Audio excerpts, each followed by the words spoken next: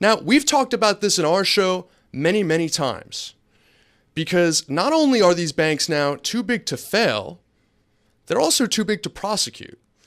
We've seen Senator Warren make an issue of this, that there have been literally 0 banks brought to trial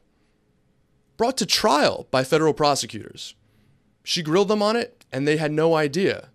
But we have some degree of an answer in that, in statements that have been made, by Justice Department officials, specifically the United States Attorney General, the highest law enforcement official in the land, Eric Holder. He recently said that, the size of these banks and the cost it would bring to bring a trial against them might actually have an effect on us bringing a trial against them.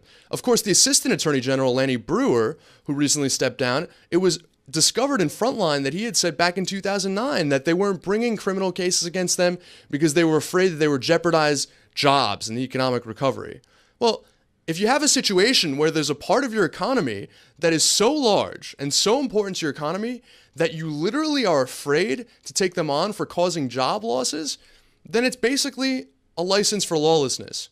The good news is that's changing, that Senator Sherrod Brown and David Vitter are working together to propose a plan to end this. Now, other plans to end too big to fail in the past have, quite frankly, failed, so to speak, in the United States Senate, in the Congress. Hopefully this one will have a little bit more traction. Richard Fisher, the president and CEO of the Dallas Federal Reserve, spoke at CPAC yesterday, and hopefully we can get him on the show to speak soon eventually. He's a conservative. He's a hard money guy. He doesn't think that the Federal Reserve should be printing that much money, but he understands that this is not an issue of conservatism or liberalism. This is an issue of basic fairness and the American government subsidizing bad behavior.